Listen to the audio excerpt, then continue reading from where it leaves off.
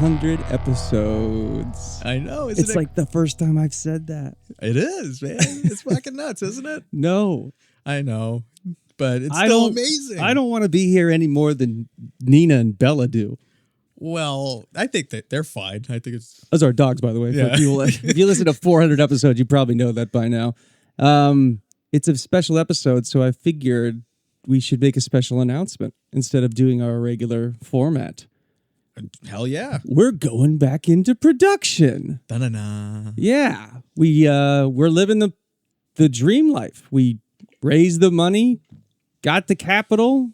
I wrote a script, and we got the green light on a project called Track Shack, which we're filming in Sacramento in June. On June 12th, we start production. So we're just about a month underway and in full pre-production. So you might have noticed that we don't do this every week. You know, it comes to this, sometimes we have to take a sabbatical because we're working so hard on production. But yeah, I figured it's a good time to announce that because it's a filmmaking podcast with filmmakers. You know, people ask, when do you guys make movies? Right. And you only make movies when you can make movies.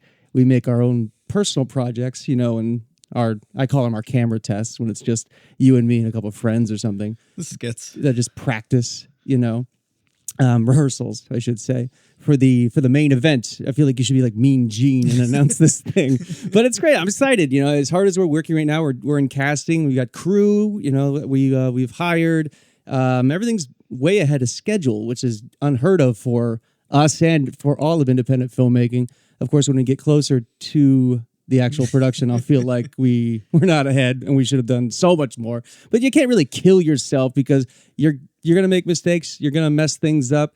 But for now, I'm feeling really good. And it's a comedy script. So, Yeah. it's fun that I'm getting a lot of great feedback from the actors that we're rehearsing. They're saying, this script is so much fun. This is so funny. Everybody, the producers, and I can't believe I invited you to help. I know, right? You're nuts.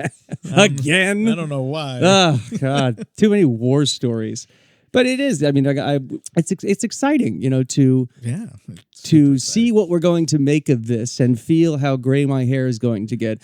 And, I was talking to Jules the other day and I was saying, making it would be amazing in terms of working for a living in Hollywood. But if we can just raise money and make movies for the rest of our lives like we're doing, that's fine with me too. Right. I don't care about the accolades. It's just being able to do it. But really what making it for me would be to get to a table with other filmmakers, directors, writers, and have a peer network of people for when you're having a crisis in the middle of production and going, I'm so stressed. I don't know what the hell I'm doing. Somebody help me. And the person could look at you and go, and they're seasoned, they're obviously Right. older than us. Oh yeah, everybody goes through that right now. Yeah. So that's okay. This is what you're supposed to be doing. Just to have that, because it's so chaotic. This phase is we're going to war. So it's like we're building the tanks and we're training the soldiers and we're manufacturing the bullets. We have the game plan, but who knows when we get on the battlefield? We're seeing it's like Normandy. We're like seeing where we need to launch from and who's going to die along the way. It's going to be you. No. For craft service. Yes, actually, not a bad way to go. I was thinking with craft service, there's this weird rule you always have to have red vines. Fuck that, man. We're having Twizzlers. Yeah, right. Bring a little. We're from the East Coast, East okay? Coast to the West Coast. And I'm gonna go on record. Fuck a red vine. It's not the best. They taste like shit. I guess if that's all you have, and that's And I what guess you grew up with, that's what that's pre-production. I'm planning on Twizzlers. This is what I spend my time on. and the whole thing crumpled because of the wrong licorice. Yeah, it's bad luck. Maybe it's bad luck to bring East Coast to the West Coast with the Twizzlers. It'd be like East Coast, West Coast rap. They're like, what the fuck is this? Twizzlers? Let's talk a little bit about what the show's about, just so people know. It's about a record studio, a recording studio in Sacramento, and about the people that work there. And I know what you're saying, and yes, it's like The Office. But it's got a lot of influence by other things, because obviously if you're going to do a situational comedy, the situation is it's a recording studio, and who are you going to feature?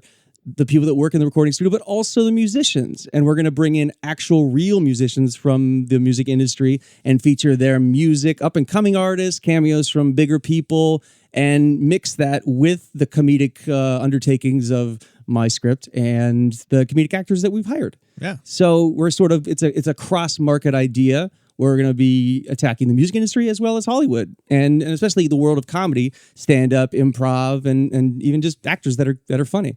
But you know, it's a simple idea, but it's a really funny idea because I think because of how deep my influence goes from all I pulled from all these different mediums. I've written a script that I don't think is funny because I think it's true. So, which is a great place to be. Yeah, I mean, people keep giving me ideas like, oh, add this joke, or maybe change it to this, and I keep going, no, I want to keep it real. I want to keep it grounded in reality because I think it's way more funny. My favorite kind of comedy is something like Ricky Gervais' Office or something like that, or even Seinfeld if you think about it, because especially like Larry Sanders Show and MASH, but I love the comedy where something serious is going on, a la Life. Life is serious at all times. And I'm in the back of the room watching two people have a knockdown, drag out argument. And to me, that's the funniest thing I can see. Yeah. I'm not involved in the argument, but if you're at the DMV and that happens, it's so funny. Oh my God. Or somebody trips, and then falls, and I know that sounds sick, but in real life, that's like, oh, that's so great. That's so real. It happened right there. Yeah. Or situations that make you uncomfortable, like real, and it's not funny till afterwards. Those are especially funny. And the Gervais Office was all about that with his David Brent character just acting like such a loony. And all these people had to deal with him because he was the boss and they could not say anything. And they played it like it was actually happening. And that's the way I want the show to be. I want to play it like these people in this industry is fucking crazy, but it exists. Right. And nobody really says anything about it. And if you do say something about it, you're not cool anymore. Mm-hmm. Just go along with the cliche of sex, drugs, and rock and roll, which we feature pretty heavily in the episode, but not in that tacky cliche way. Right. Like I had to kind of remind myself, oh yeah, we shied away from sex, drugs, and rock and roll when it came to the music industry in the recording studio. And I went, no, we didn't. I just kind of hid it. It's not like a party show, No, that's the thing. It's more boring than that. No, let's sell it. But it's like you're thinking it's like people on tour. No, it's a recording studio. It's a functioning business where people come in all the time and record different artists and all the back and forth all the time. So it doesn't have that like staying. And to be clear, it also is everything you think it is. You think the music industry is absolutely 100% what you think it is. But you have to sit down occasionally and write some music. Yes. There are the crazy parties and the crazy stories and the crazy characters and the people addicted to fame and the people that try so hard to get it across the finish line to fame. So it's about all of that. It's about the industry as a whole. And it just happens to feature music occasionally. Which is bad, but it's amazing. But that's any business, and especially show business.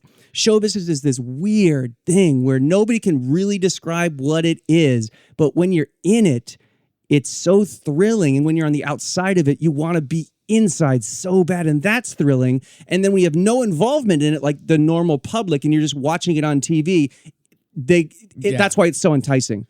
People fucking live like this. How? And that's the show. That's the show. Yeah. People actually work at this place, and this is the industry that they have chosen to call themselves employed by. I mean, yeah, it's preposterous, but it happens. Yeah, all the time, everywhere. And I got the opportunity to go up to Sacramento and work and shadow the real people that work at this recording studio. Called Track Shack, and my good friend Jeff Tamalier is producing it with us. You might have known him from Tower Power and Starship, and he came up with the idea that we should do this. He runs the studio up there, and he came to me and said, write a script. And so I wrote a script, and he said, I think this is pretty funny. Let's do it. And then bam, it was off to the races from there. So I'm assuming what we should do, and I'm assuming what we will do, is throughout production sort of have a podcast check in, like have Jeff on one time and then have one of the actors on, or just keep like a little production journal podcast in place of watching movies, because I don't think we'll be watching many movies when the list's getting shorter and shorter as the weeks go on. In the next few weeks, I think it's going to get shorter and shorter, especially seeing things that are new until after June and after production's Right. over. There might be watches for to be like, all right, let's study this or that. But, Yeah. you know, So we might go more portable and more remote, and grab people from production, just talk about where we are and what we're doing. Just keep ourselves sane to be kind of like mini therapy sessions for everybody. Like you leave the room and then you say something, and I leave the room, and no, actually I'll just say it right to you. yeah, I that's don't care. fine. We can say it to each other. 400 episodes. Yeah, right. Come on, cheers. But yeah, Andy's going to be there too in some capacity. Eaton Craft Service. I wish that sounds like a really fun job. No, what is your job on this? I can't remember. Producing, ADing, whatever else needs to be done. It's independent film. Producing, ADing. So every the snob out there that runs sets is like, you cannot do both. Watch me. Listen, we don't have that much money. I have no choice. I'm writing, I'm directing, I'm editing, I'm producing. I'm wearing like 80 hats. Okay, Right. if like the giantest cowboy hat in history, that's what I'm wearing. But you know what? I like it. I like to challenge myself, and I'm actually delegating way more than we're used to, which is incredible because I'm going, wait a second, I don't have to think about all of this. Right. Oh, this is what money gets you. I Yeah. like that.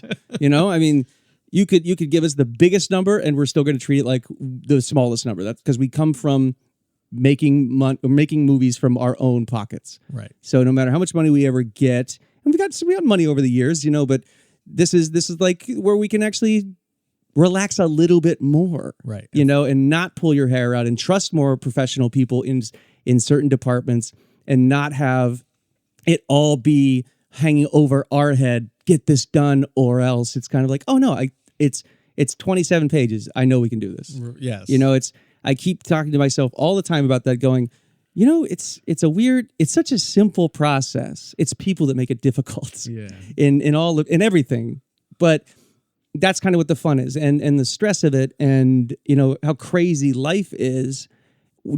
That's also the fun of it, because when you're done, the writing part is awesome. It's my favorite part, and then until it isn't. And then the pre-production part, it's like, oh man, now it starts to get stressful because I write something and it's all fun and games until we're location scouting and we're going, why the shit did I write this way? Yeah. Like, Is it going to work for this? Oh my God, Yeah. what was I thinking? I couldn't just have them talking inside a bathroom. The whole time. Just have just single location. It sounds so simple, but it's like, no, I don't have to put them on the roof at a bungee jump, which doesn't happen, but that'd be sweet. Yeah, maybe. But it's every stage of the process, the script changes from idea to outline to script to casting, pre-production, and it's going to change. It gets more stressful when we have a very small, tight window schedule. So those are going to be really, really long days, long, hard days. And that's sort of like the war when you're shooting, is the actual war. Pre-production, you're planning. Shooting is the war. You're all stressed out. You're all tired. You're all, sleep deprived and hungry. And that's over. Post-production is where you can breathe a little bit again. Yeah. And it's weird. I've heard like Trey Parker, Matt Stone say this too, that making movies sucks. Like the actual shooting, the making of the movie, because it's such long days, it's so tedious.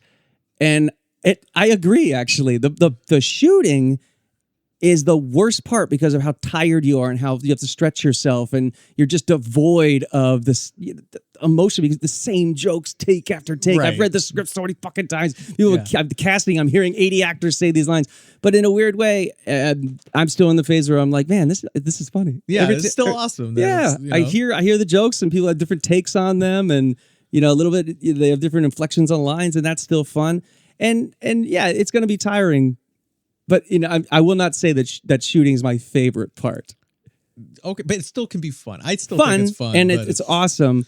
But the post production, then you can breathe, and then when you're done, that's my favorite part. Yeah, because you always have this thing that you can hold up, a disc or a DVD or the streaming link. I guess now that's so weird to say, right. But you have a thing you can click on, and you even if it's 27 minutes, you remember every part of the process. You remember everything you did from the day you started with the idea to the meetings, to the writing, to the arguments, to the casting, to the crew, shooting days.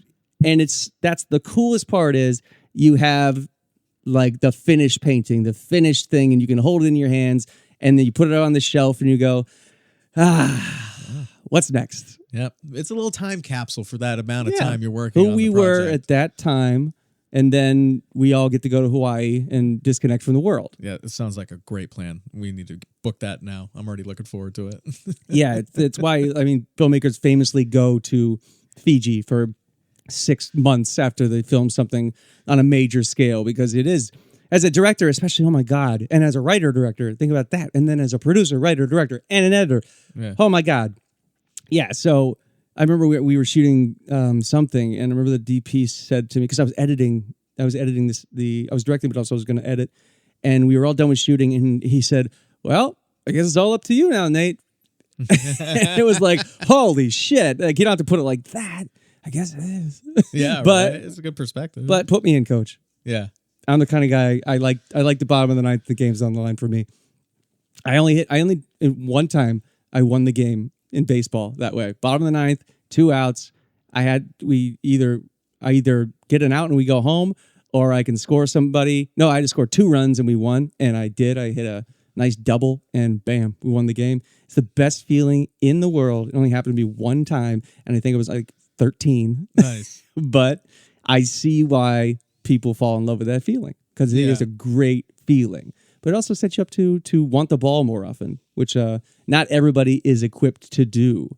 Some people don't want the ball. Some people, want to be the backup. And that's what's so great about a set, is not everybody wants to be a director. Yeah. Not everybody wants to be an actor. Not everybody wants to be the cinematographer. Some people want to be specific positions in front of the camera or behind the camera.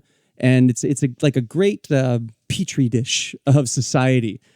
Everybody's personalities definitely come through, and some good, some bad. And I'm hoping that we hire, because we're usually pretty good on hiring good Right. people. We are. We have a good radar. No dick policy. I mean, Yeah. well, I mean, you can have penis, but Yeah, you know what it no egos. I think it's like on Mike Nichols' rule. It's like there's no diva mentality. There's no assholes on set, or Right. some kind of policy like that. And that's true. I mean, we're all there for a fucking reason, man. And this is crazy, and this is going to be really stressful. So why bring your asshole behavior into this? Why add more stress to the fire? Yeah. Yeah. Do you want to be here or not? Exactly.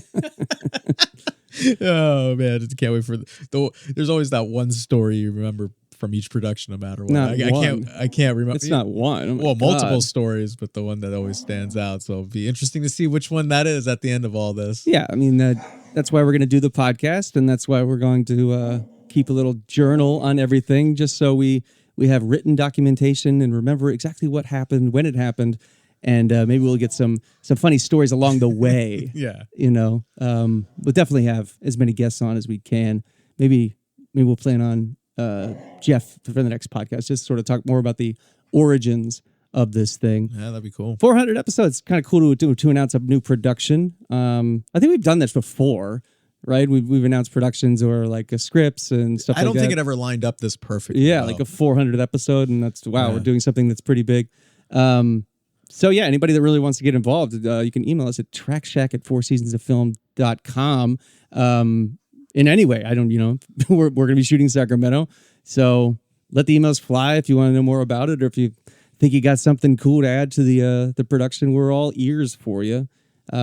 Sleepless nights right. coming up. Yeah. I'm sort of I'm going to put myself into like, Jack Kerouac used to, because he wrote for so long in stints of like 48 hours at a time. Oh, really? Sometimes. Yeah, I didn't So know he that. would train for that leading up to his writing sessions like that by staying up a little bit later and later and longer each day. So he was like a stress test for his mind. So if I had enough time, I'd do that. Yeah. Start being like, all right, I'm gonna makes start. sense. I'm gonna start working 12 hours and act like I'm on set in some kind of isolation test. Just send me to Biodome. See you outside the studio, just moving around, just Check. pretending. Yeah. Clapper. Roll sound. What's Nate doing today? I think scene 7. Yeah, I mean it's not a bad idea, but it'd be like 6 months. I need to do that. But it doesn't matter. I have enough people where I'm not going to be running around set, lighting, doing the Right. camera, talking to the actors.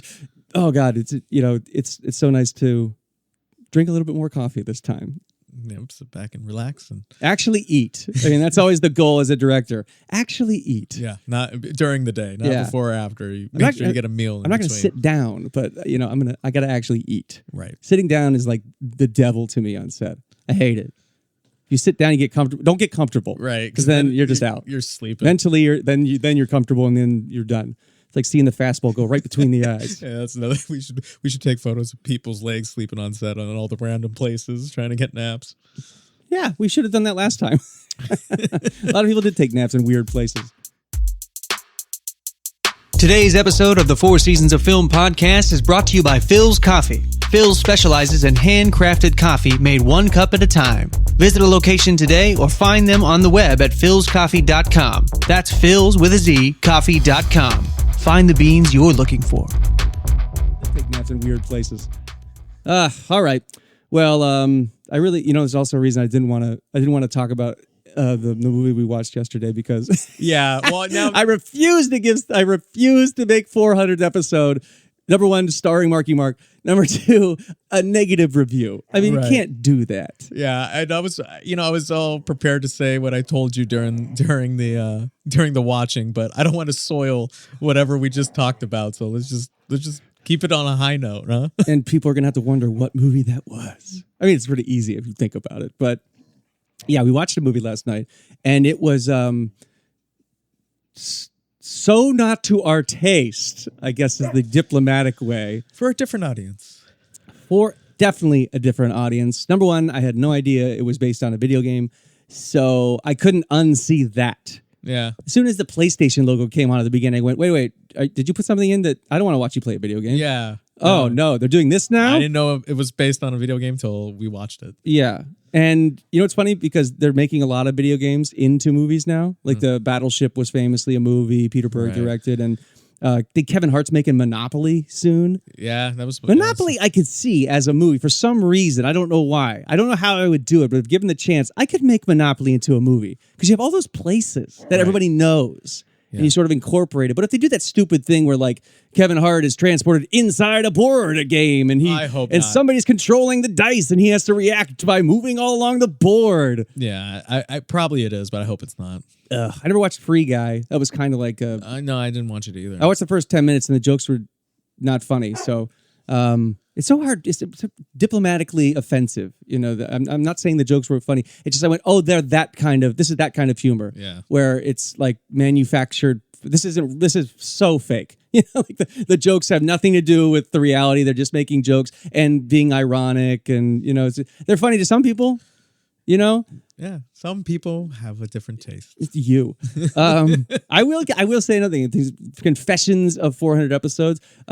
Famously, not a Marvel fan or everything. Yeah. But I was scrolling through my Instagram the other morning, and with the sound off on my phone, and it was audience reactions to famous parts of Avengers Endgame, and like the ones where Captain America finally reveals he can pick up the hammer. Yeah. And then the next one was like, of course, it was like Avengers Assemble. Right. And there's one more big moment where the audience always went nuts because I saw it in theaters.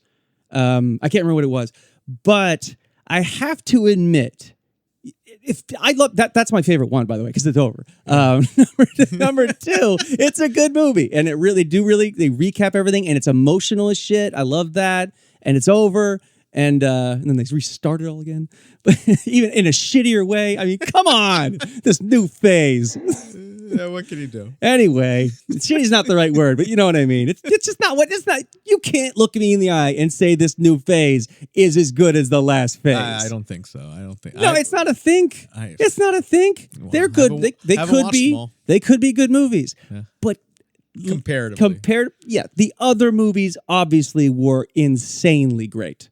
Yes. And these ones are just like Muppet Babies when it came out. You're like, okay, Still Muppets, but still the Muppets, but cool. it's babies. It's the Yeah. baby version, for people who can't handle the Muppets. I want to know who those people are. They're called everybody that is going to go see Doctor Strange 2, you jackass. Even though it's directed by Sam Raimi, so that's not a bad idea. Might be good. No. Change the ship in a different direction. Doctor Strange 2. Benedict Cumberbatch walking around with a beard. All I'm saying is, ever since the Batman, we watched the Batman, your whole outlook on superhero movies has changed. That movie changed you. Yeah, I want to go back and appreciate what I had and talk shit about so much because I got my just desserts with the Batman and went, oh, this doesn't work when you just talk the whole time. Oh, I'm an idiot. He's in a rubber suit just talking to police who aren't arresting him or taking his mask off. Hey, excuse me, I gotta go dust for fingerprints. Excuse me, Batman. Excuse me, Batman. You know what I'm going to do since I'm a dick? I'm just going to remove I'm going to do keep away with your fucking mask just to see who you are. Hey, it's Bruce Wayne. Good night. That's it. That's all you got to do. You're not telling me there's one asshole cop out there that just rip his mask off just to be a dick? There has to be at least 10. Please, Commissioner Gordon should have done it. Actually, sorry, Lieutenant Gordon or something. This one. He hasn't. They demoted Gordon. I think he becomes eventually Commissioner. He's like Gordon. young Batman. He's like young Gordon. Young Batman listens to the Smiths. Okay, yeah.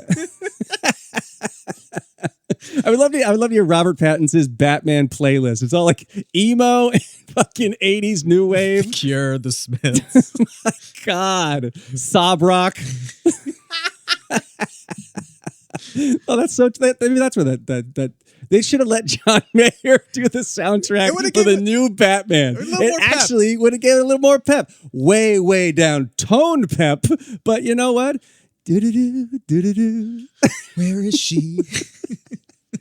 We gotta ask her to do that. Just do it for fun. Somebody just go out there and create a fan video of John Mayer sob rock underlaying the score for the Batman. I would love to see that. That would be. It'd be like he's brooding and he's sad, but he's got a little island fever in him.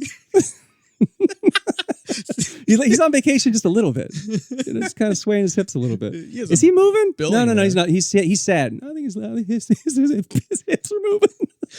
You can't tell because of the cape.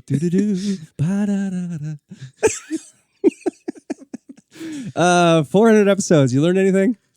Yes. What? See you at 401. Yeah, I'm not getting fired. We are in production.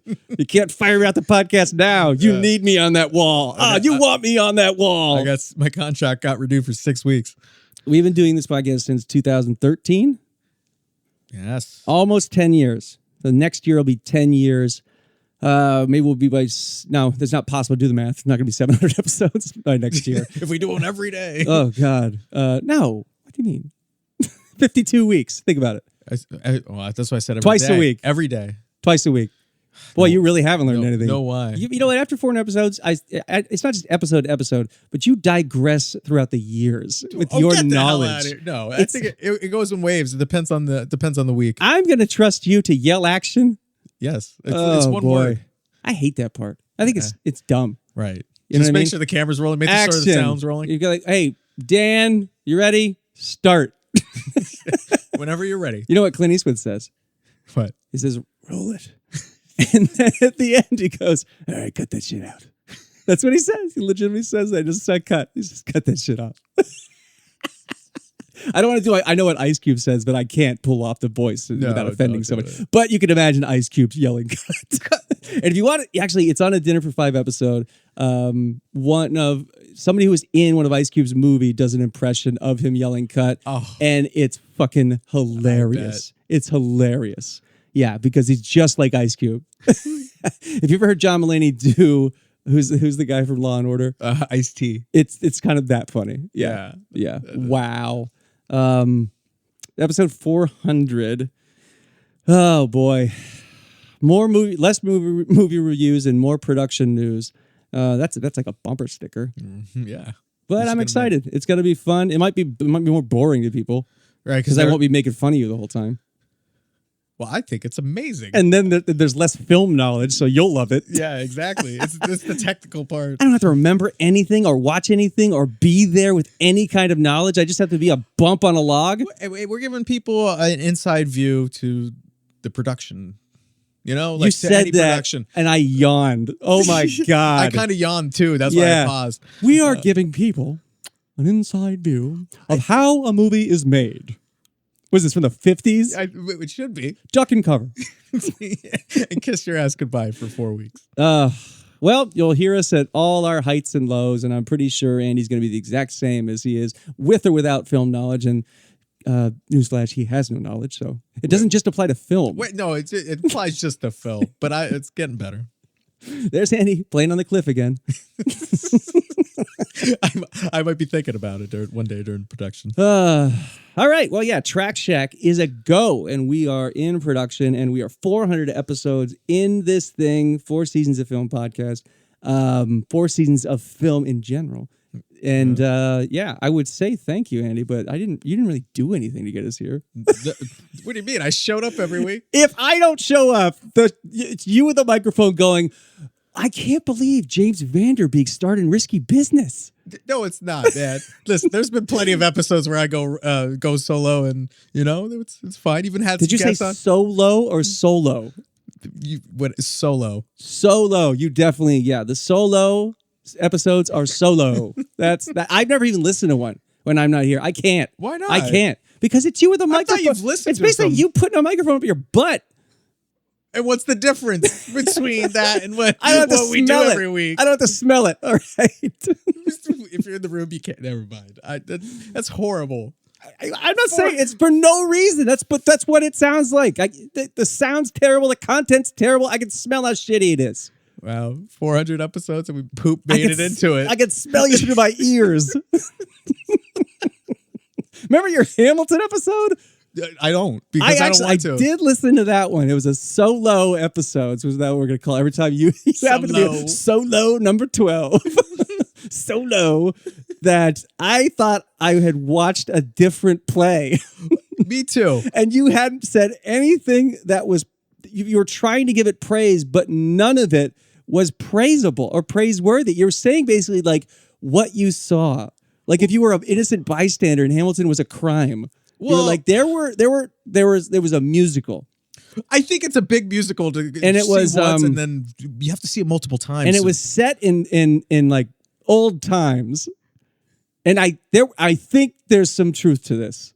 Yeah, well, I had to fact check it. It was the first time I ever saw it. So it was a lot to take in.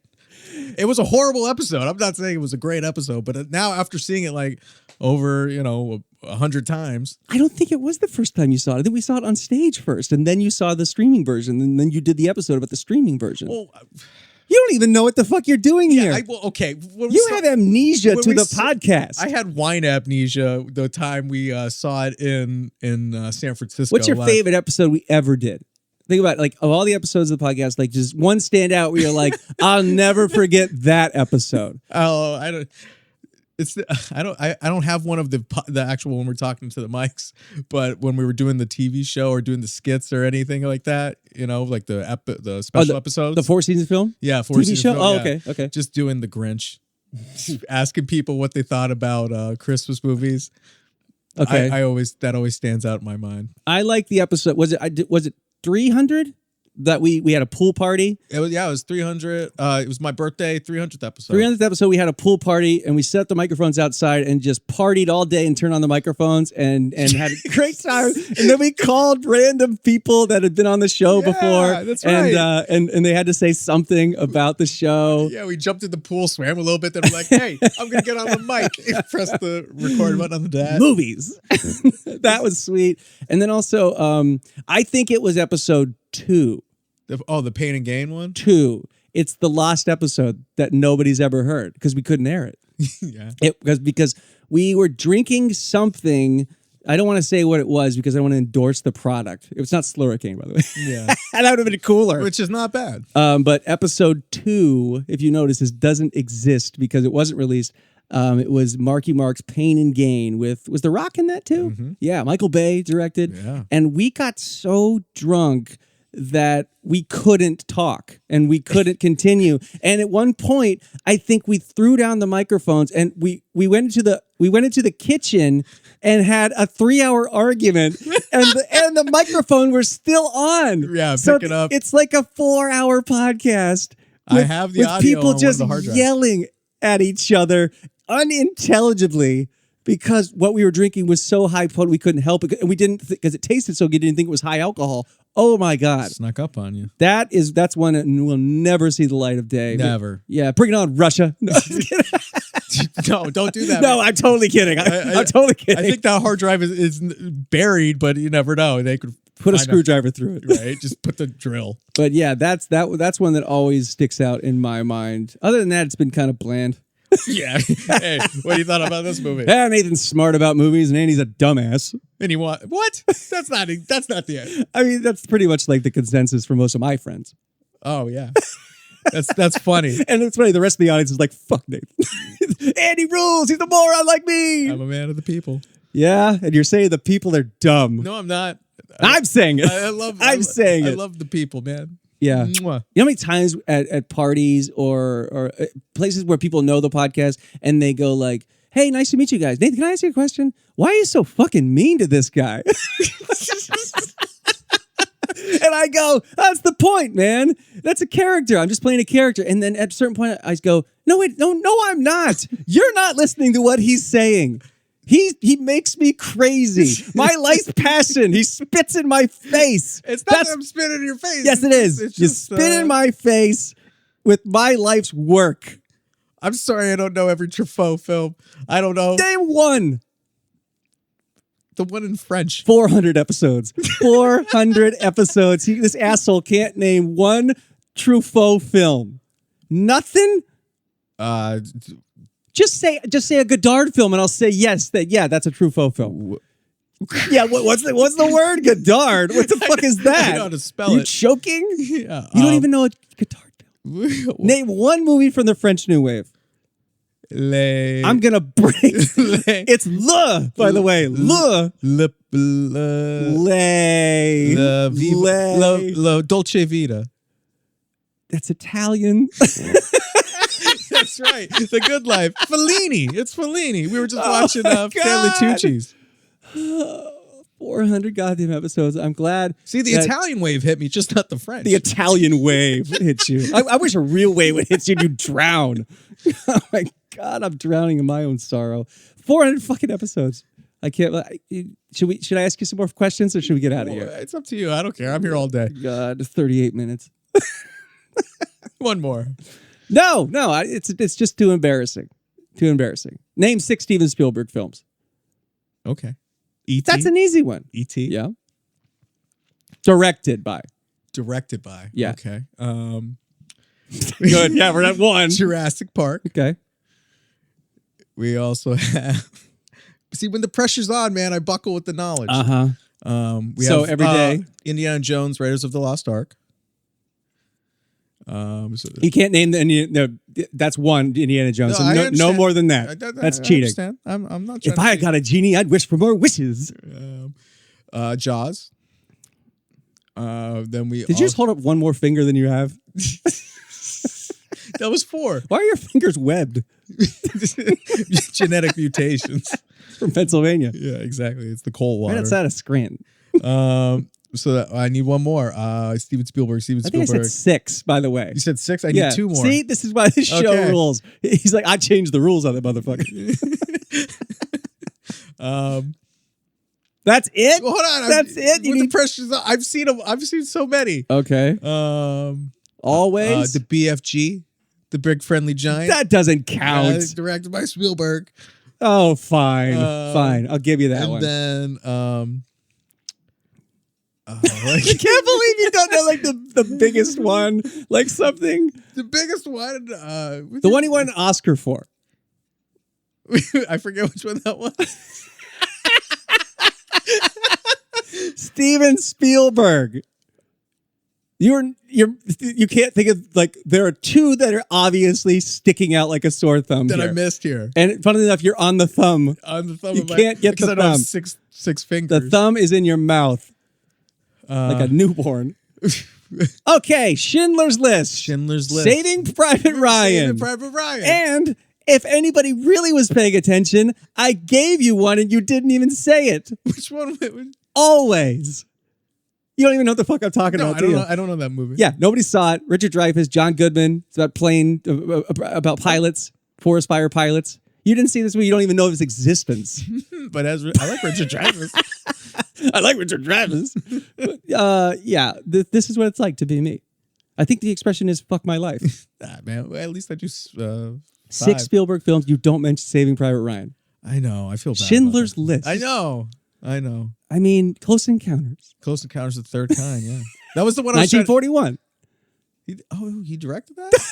Oh God. Any other ones you want me to name? I could just go down the decades. They're just that easy. Oh, okay. Well, that's why I have you. The on Terminal. Like, think about it. Like some of the ones that Terminal. nobody's ever Tom seen. Hanks, love that movie. Yeah, have you? What's Well, it about? It's We don't have enough time for that. Okay, let's get the hell out of here before Kokoja. before you offend me even more. But 400 episodes in, and hopefully everybody stops asking me the question, "Why am I so mean to this guy?" Because I just proved it in 6 answers. If we mean one answer, I gave you a 5. I mean, honestly, you would be so, if you had any knowledge inside of that dome of yours, you'd be so bad on something like Jeopardy. No, well, for movie film knowledge, yes. But No, for anything, because you're in the hot seat. It's just you and me. oh in a yeah, game shows. I'm fucking horrible. recording studio. Yeah. You know, you're like, oh. Because we don't edit that much and we keep it real and raw. That's why. Yeah. Imagine what we'd edit out if this is what we keep in. I'm gonna cut in like 20 movies. Me raffling Way more off. fart jokes is all. Yeah. Jesus Christ. 400 episodes. Thank you for listening.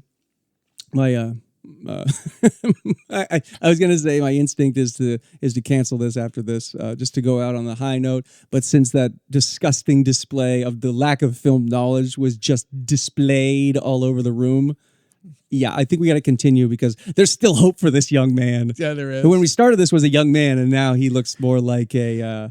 Remember the end of Endgame? Remember Captain America? Yeah, That's what you look like now. I'll take it. It's only been 9 years. I know, man. It's been a long night. Oh, I've seen hell. I've come back alive. I've been on the 4 Seasons of Film podcast. Endgame. Aren't you so happy? Like, you should be so proud of me. I'm quoting like things from Endgame and Marvel. I know, and, man. What happened to you? 400 episodes. I've Here's won. how fucking rude you are. You've influenced my taste and my opinion and my knowledge. I appreciate Marvel movies now. All Coming right. from where I used to be 9 years ago, Where- you can't even name you didn't even know. You didn't even know what my mouth was saying when I said the word Godard. I understood that. But hey, I've come a long way. I used to never even dream about think about putting a foreign subtitled black and white film anywhere on my That's not list. true. One of the first movies I ever watched with you was a movie called Island of Death.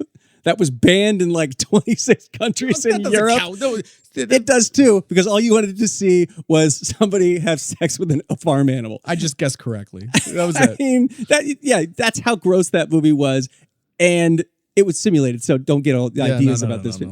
We're not. We're not go for it. Also, don't watch Island of Death because it's awful. It's not worth the terrible. hype. Jesus Christ, Vampire Hunter is a better movie, and I remember watching that with you also. But that didn't have subtitles. It was all dubbed. Shout out to that guy. It was a sweet movie. Yeah. Well, my film appreciation has grown. Just not your retention. Well, what can you do, man? You can't win them all. Or any of them. You've lost every game with retention. You have opened your eye holes and witnessed celluloid a lot of times, but nothing seeps in. It's What's the last line of Biodome? The very last line. I just know the song. I don't remember the last line. I remember the last line. Oh yeah, what is it? None of your fucking business. Yeah, I want to hear it then. Yeah, you don't. They're on their way to a new biodome or stratosphere or something Right. like Yeah, that. So I they're remember talking that. about that. Yeah. Yeah. See, I know more shit. I'm not bragging to you about my film knowledge. Fuck you. Don't get me started on this. I know the last line of Biodome. My point is, you know Biodome forward and backwards, and you can't name. You didn't even know Fellini and the Dolce Vita was an Italian movie. I did. I just got it. My wires got crossed. La Dolce Vita sounds French. Le is French. Le Louvre. Was that the movie about the Louvre?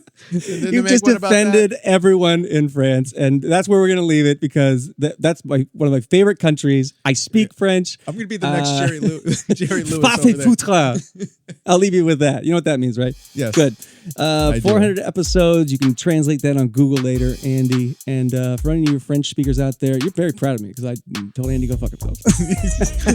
Oh, did you? I'll just speak French for the 400 next episodes, and it'll be the exact same podcast because that dumb look on your face will be the same, no matter if you know the language I'm speaking or not. Because you don't know the language of film. Oh, come on. 400. I want to be positive. 400 episodes. This is how you ended this I'm thing. positive that you're ending this negatively. 400 episodes, and I'm doing everything I do in every episode. No. Keep film alive.